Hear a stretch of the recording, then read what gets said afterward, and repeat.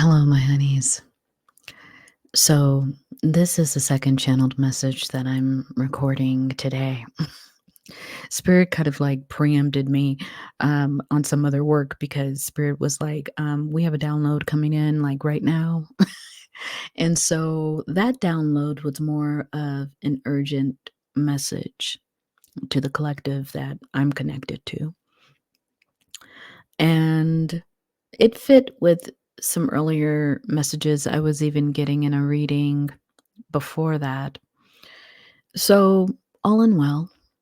But then Spirit was like, "Hey, we had this other message we gave you. You wrote it down, but you never put it out there." And I was all like, "Yeah, I had planned on doing that, and I kept doing something else. It shows you that I'm not always obedient to Spirit as well. I mean, eventually I get there. I'm not completely dismissive or disobedient, but sometimes I'm really slow. Sometimes I'm distracted.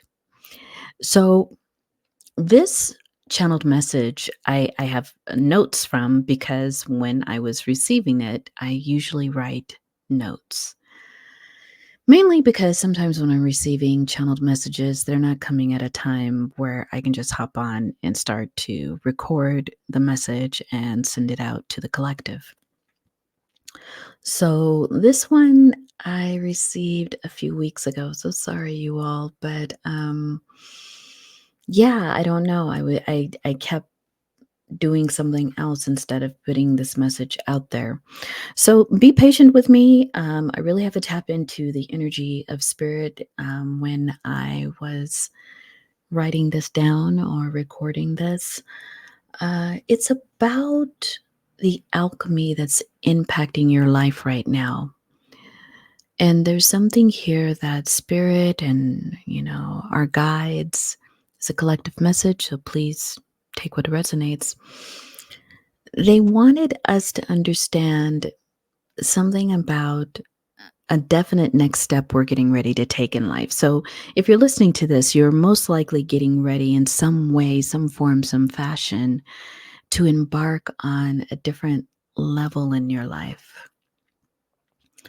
So, this is a three message channeled message because that's the way I received it. Uh, Sometimes they all have a common thread running through them, but I will put in the description box below group 1, 2, and 3. What's more important is that you just recognize the characters that are on your screen right now as 1, 2, and 3. Okay, so let's go into the message for group 1. So there's something here that Spirit wants you to understand about yourself in this message, group number 1. And the first thing I heard from Spirit was you need to alchemize, or how do I want to say this? Alchemize the gaze. Instead of trying to figure out the why behind some people's judgments about the way that you work or the way that you do things, just alchemize. I don't know why I'm having a hard time saying that word right now. Alchemize the energy behind those judgments. Because Spirit is saying here that you all in pile 1, you're highly intelligent. The Spirit is even saying that you are, many of you, an expert at what you do. But there's a way in which you don't fit the mold. That's what I'm hearing. So you could be in a field that you look very different from the people that actually work in the field or who have traditionally worked in the field. You look different.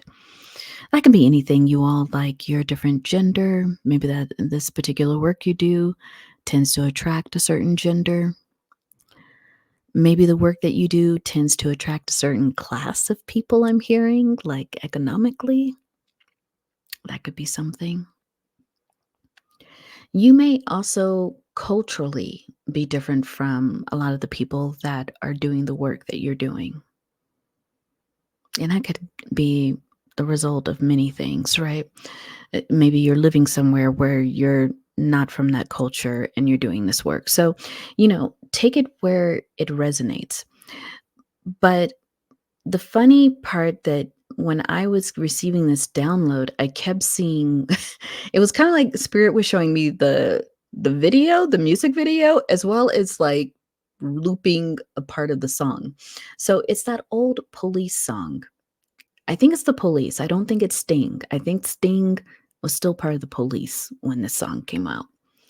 But it was called, "Wrapped Around Your Finger." I think that's what it was called. But there's a line in there where Sting says, "The student becomes the master."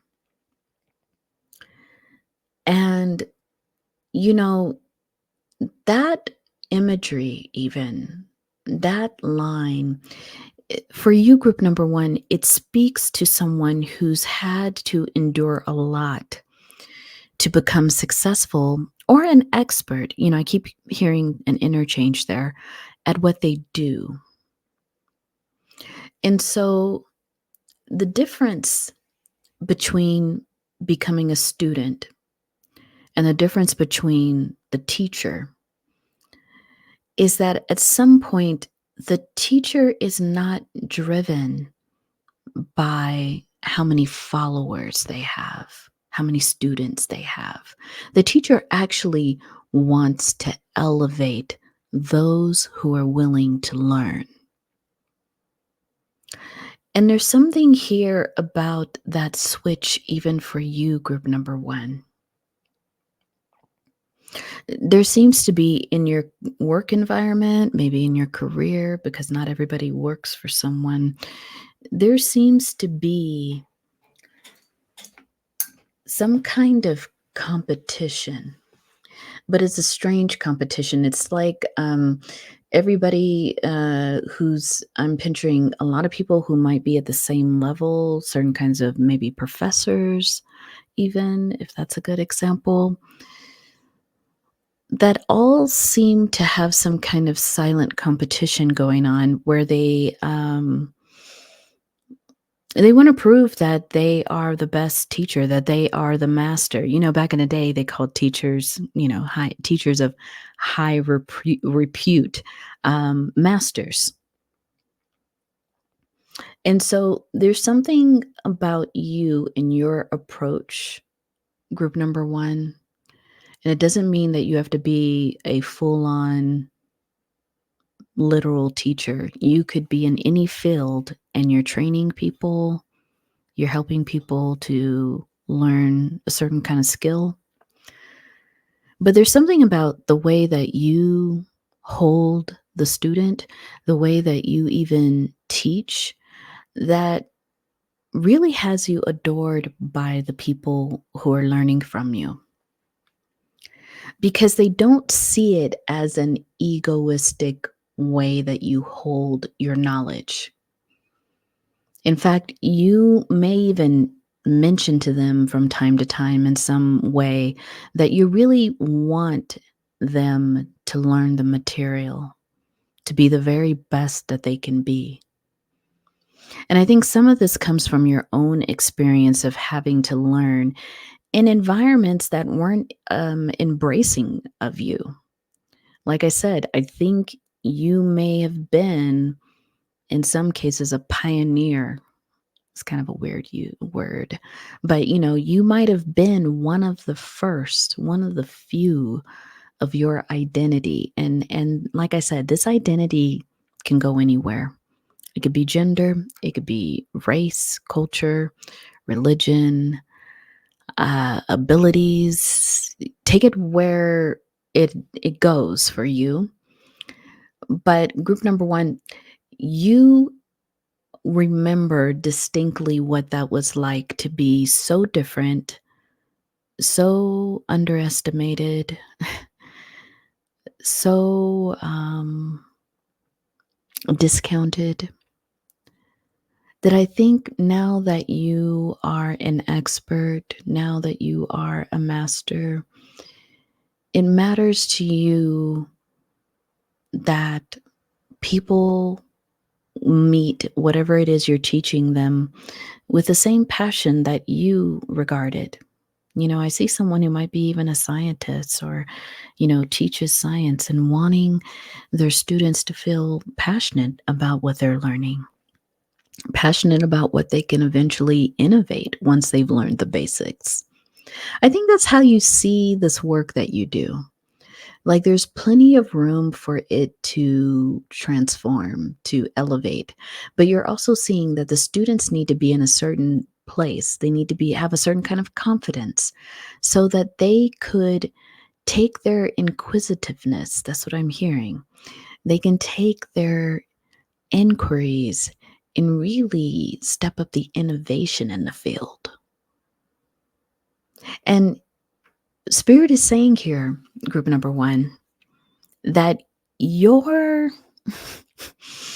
your outlook on this is so unique, it's so grounded, and it comes from a very high place. It's almost as if Spirit is saying, while other people are working in their ego in this career, you're working from the form of your highest self. And it has made you an expert because you hold the work so genuinely, so authentically. And the usual story. There are colleagues around you who may have trained around the same time you have, who, in their own right, whether it was based on merit or not, are in the same positions as you. Maybe they have students calling them masters or experts. But there's something here about how you're kind of just surpassing them in a way. How the things that you say in the field are actually being quoted. You're being interviewed. You're being invited to conferences. Whatever it is, group number one, there is a certain kind of excellence that you carry with what you do. And so Spirit is saying what needs to be alchemized. Sorry for mispronouncing that word several times. Alchemized is the intelligence of your community. Because Spirit is pointing out that even in your in your in you being an expert or a master, you actually find it hard to find inspiration anymore because the colleagues that did train with you did come up, they're on some ego thing, and you're not finding the inspiration. You're not finding the level of conversations you want to have about your work available to you. So maybe Spirit is saying you think it's a selfish thing, but you're trying to up the level of the intelligence of the community around you. Because for a long time, you were the only one. And being the smartest one in the room, while it has its advantages, you're being called a master, excuse me, you're being called an expert, but it can be lonely. And I think you're just ready. You see something, you taste something that, in terms of innovation, that's right on the tip of your tongue. But you actually receive a lot of stimulation from sharing ideas with people of the equal caliber. So you're starting to challenge the notion, group number one, that students can't meet you there because you already know your colleagues are not meeting you there. So, yeah, I think Spirit, lastly, is just saying that in doing this, you'll feel less isolated when you alchemize the intelligence of the community.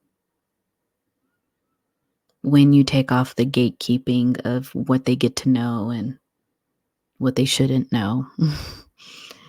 Spirit is saying that too.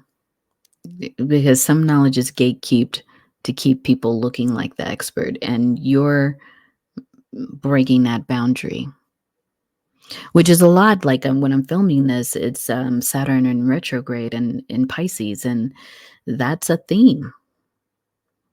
Is that you are testing the boundaries that have been put in place, maybe by the system. Okay, so that's what I have for you, group number one. Um, in many ways, this may not have been a surprising message to you, but I guess Spirit just wanted you to know that you're on the right track here with how you're changing things. It's kind of subtle, but they do think you're onto something. Okay. So let's clear the energy.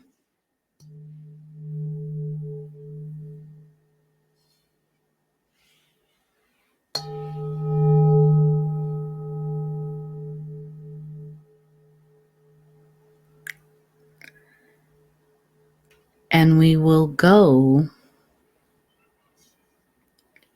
to group number 2. Put this bowl down gently. So group number 2, I can't help but focus on the image in the middle here for you, because it's not so much that you are studying some kind of art form and becoming the expert like group number 1. There's something about the energy that you were born with in realizing that that has been inside of you the whole entire time. Hmm.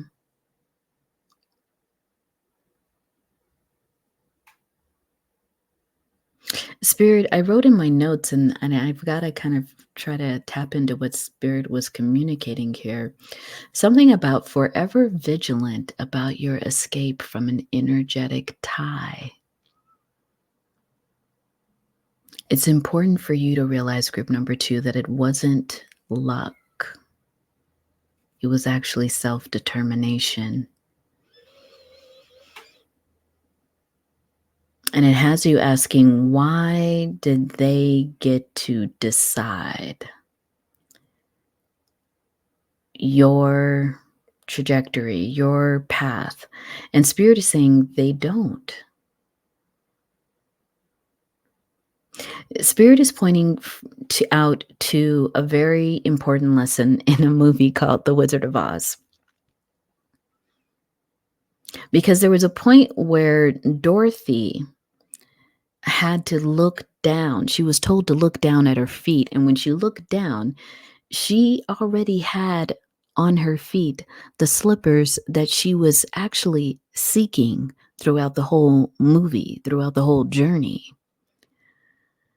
And Spirit is saying that the movie, because of the time that it was filmed in, didn't really focus on Dorothy's. It might have been a surprise at first, but Spirit is saying the movie didn't show that Dorothy actually had an F moment. Like, what the F? I had these shoes on my damn feet the whole entire time. I went through all of that SHIT. And I had a way to get home the whole entire time. Spirit is saying that if you ever got a chance to retell that part of the story, you need to include that reaction, that kind of little self-criticism that you give yourself. Like, what the F? I already had that power. And here I was running around trying to ask people about it and give it away in some cases, and it was always there. Because Spirit is pointing out it's in those moments that we have to have some clarity with ourselves. We have to have a little coming to Jesus moment with ourselves, right? Because there's a moment here where we're like, okay, if I had the power the whole time, why was I convinced it was coming from outside of me?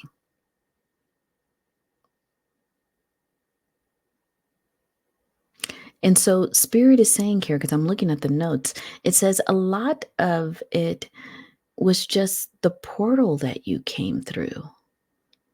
Many of us cannot alchemize our tiny child parts that saw our parents as demigods. Well, Spirit just went a completely deeper place.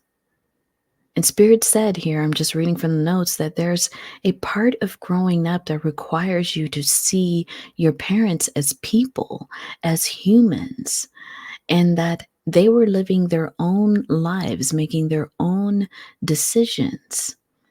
But you don't have to follow in their footsteps. You certainly don't have to pledge allegiance to their flaws. They made sense of their experiences and decided to adapt to life in a particular way. And that is not the gold standard because they had you. You are here to alchemize. I'm going to say that word right at some point. Their life choices and do better, do differently. And you are authorized to do it. You know, one point that I might have missed here in connecting what I was just talking about with, the sense of you had the power all along. Many of you in group number 2 grew up thinking that you were powerless because that was the language used in and around the household. That might have been the language that was used by your caregivers or parents, that they didn't have the power. And here's how I'm tying it into what Spirit is saying in the notes. Seeing your parents as the blueprint. For many of us, if our parents actually didn't have everything right, which is, 99.9% probability they didn't, you had to really work with the part of yourself. You had to alchemize the part of yourself that saw them as the perfect blueprint. And maybe, some of you had a sense of that as you started to grow up as a teenager and a young adult. But Spirit is saying, inside of you, there is still some kind of notion that your parents were the authority on how to do this life thing. Some of you might have been criticized in your households for not being enough of something. Masculine enough, feminine enough, black enough, Asian enough. Like there was some kind of judgment in the household about how you didn't really fit in to the blueprint that everyone else in the household might have bought into. Or if it wasn't the household, it was society. Because Spirit is saying for some of you, your parents were really concerned about society, what society thought. Maybe you weren't smart enough. Maybe you didn't make enough money, or you didn't do whatever it is. It's that blueprint, a highly flawed one, Spirit is saying, that keeps following you around group number 2. Despite every piece of evidence that points to the fact that you are an alchemical master, that you were born into this family lineage with your powers intact. Some of you are old ancestors returning to the family line because the family line's a little misaligned. So, Spirit is saying here, sometimes when we're coming from a real ancient part of the lineage, when we land here, and I've mentioned this in a couple of other readings, when we land here, there's things that we just got to wade through because we're not entering the family line and where it's healthy. So when you came through, I mean, just based on the power of who you are, Spirit is showing me, group number 2, you were already displaying the power of the ancient ones. You already could access the energetics of this 3D. And maybe for some of you, your family saw that as an affront and you had to hide those powers, or, those powers were demonized by a particular religion, if your family was religious. Um, there's a lot of ways in which Spirit is showing me you were conditioned to play small, even ignore those traits of power inside of you. And you really started to take on the criticisms, and those criticisms became the sound of your own inner voice. And that inner voice was saying, I'm not enough. But Spirit is saying here, lately you have noticed, hopefully, that much of that is a lie. And Spirit is trying to show you in so many different ways. Spirit says they're kind of breadcrumbing you in some ways of just like hoping you will take the next step, hoping you will release some of this negative thinking. Hopefully that you would transition, alchemize past criticisms, and see who you really are, because you are truly gifted. When I look at this picture and I see this being holding this power, I see someone who might be a Reiki master, someone who has great abilities when it comes to healing, and on all levels. It could be allopathic, it could be energetic. But it's interesting because Spirit keeps having me look at this image that represents group number 2, and it is as if you're wearing some kind of, in Yoruba culture, they're called alekes. But, a lot of indigenous cultures wear different beaded necklaces. But there's something here ancestral about your power. And it's not only ancestral, it's indigenous.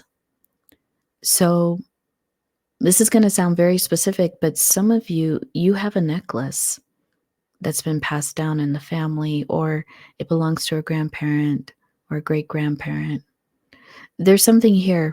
It could be even turquoise. I'm just throwing that out. Take it where it resonates. There's a few people listening to this. That necklace holds a certain amount of ancestral power.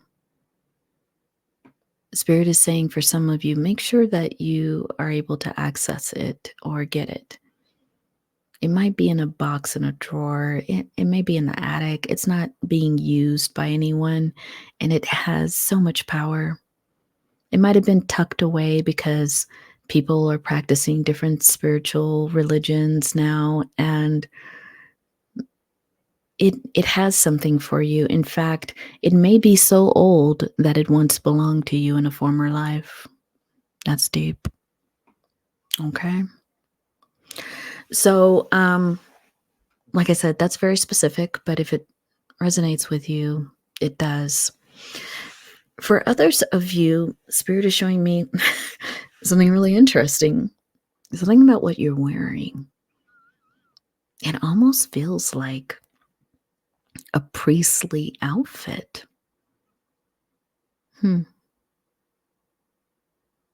So there may be ways in which you are already part of a very structured religion, but you are also feeling that you have this power.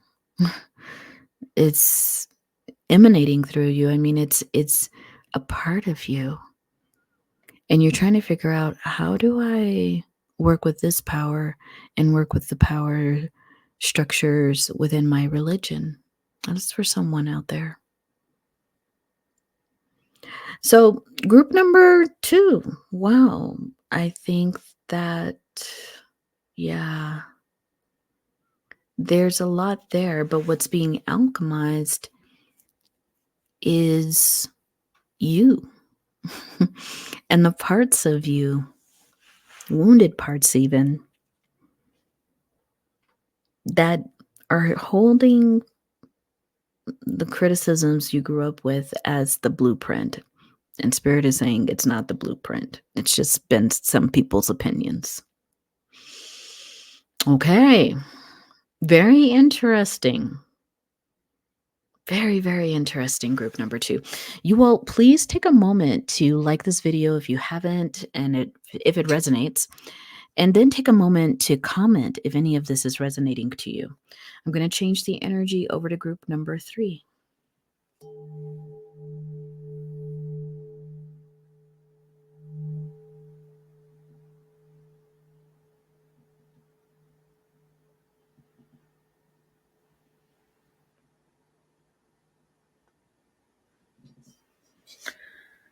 Okay. Put this down gently. Group number 3. 1 and 2 have been very interesting. So group number 3, I'm reading the notes here that I wrote down from Spirit. Group number 3, the first line says, you've got to alchemize how you frame success. And it says -- hospice the box. It says only 1 to a coffin, which I'll tell you where that comes from. So take care of your destiny and stop waiting in the fate of other people's lives. Huh. So group number 3, there's a couple of references here that I want to talk to you about, because Spirit is referencing how you need to change how you look at success. And in many ways, you know that you have a certain kind of success coming your way. Something you're going to do sets the world on fire. That's what I'm hearing. And Spirit is saying you have to hospice the box. There's this book I'm reading by Victoria Machado de Oliveira called Hospicing Modernity. Such an excellent book if you get a chance. But she uses the word hospice as a verb, meaning we need to, some of us, all of us, have been born into systems that maybe were the result of some kind of adaptation to a true threat to the livelihoods of our family or the community around us. And so that way in which we adapted, in some generations later, it becomes just a way of life, right? It's just what our people did. It's just what our families have done. And so group number 3, you're being reminded that the things that don't seem like they truly belong to your culture or truly belong to your family, they can be gently hospiced. You can give them palliative care. Because a hospice, if some of you don't know, is where people go to have their final days. And it's a real structured kind of care because you're dying. No one's sitting there trying to perform surgeries on you and give you all different kinds of medicines and things like that. They're actually preparing you for death. They're preparing you for the end.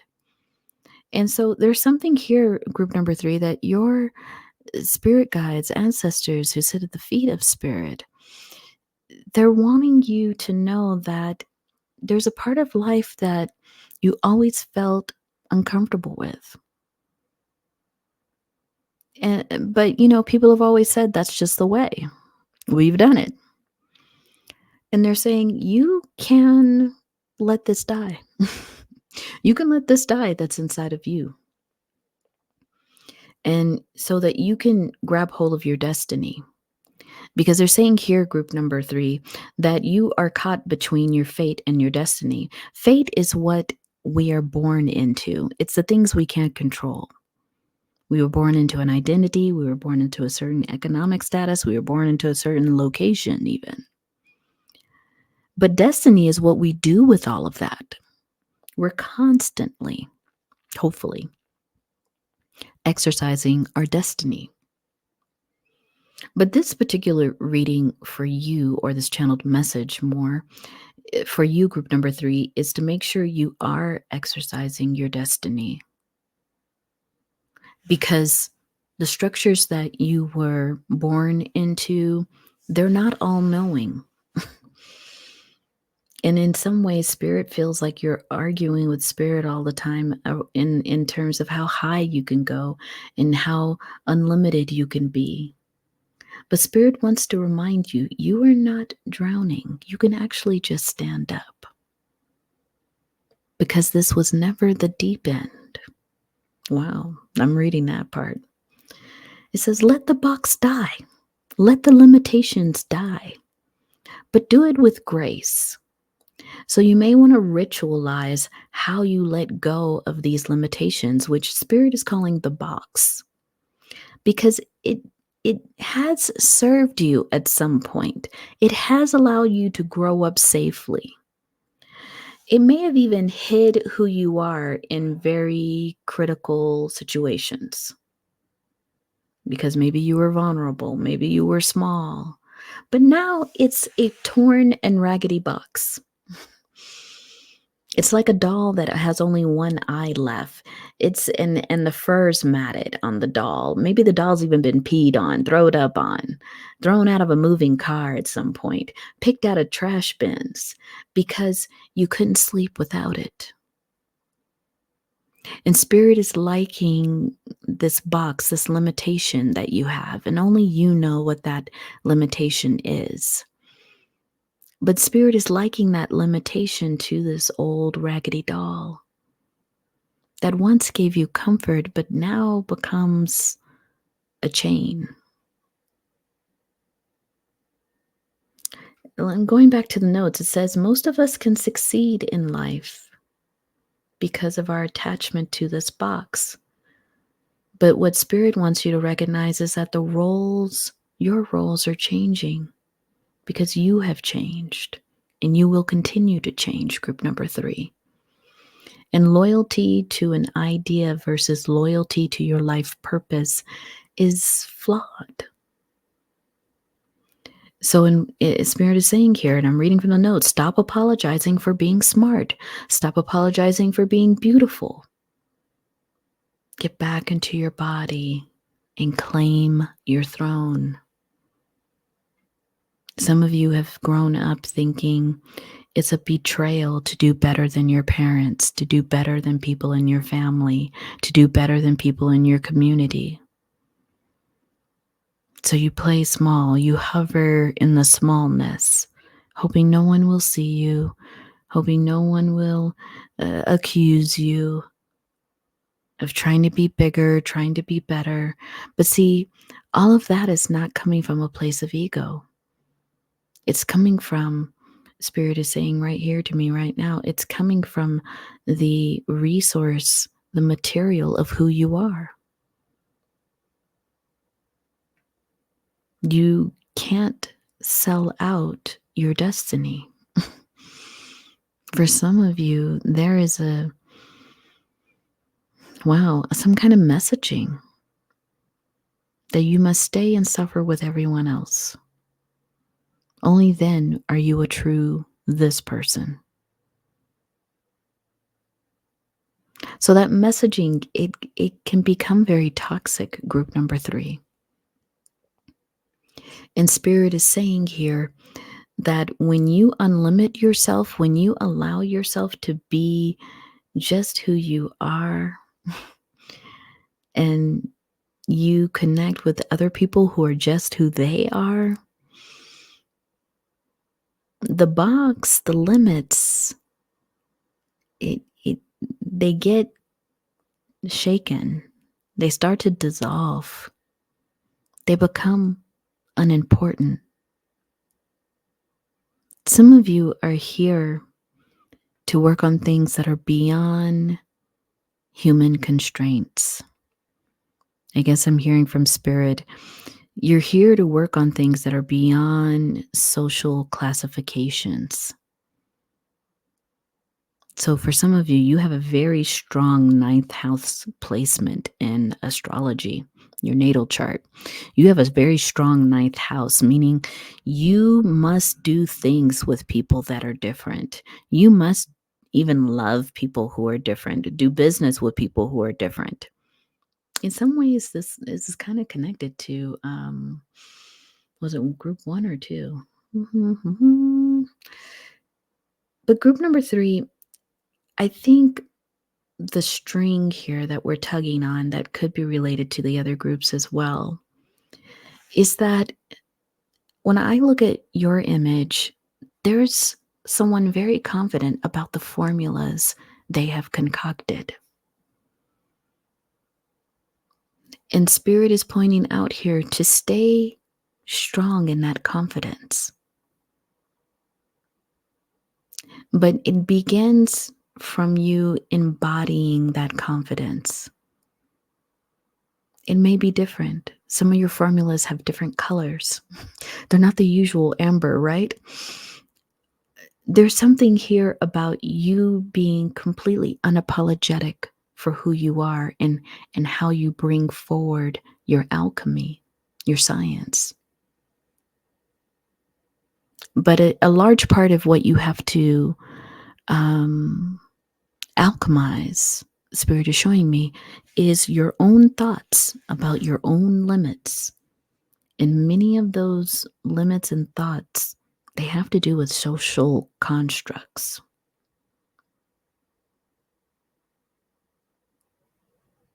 Yeah. In some ways, it's connected to family judgments of another group. But here, Spirit is saying there really is something internal that you're going to have to shift, reprocess.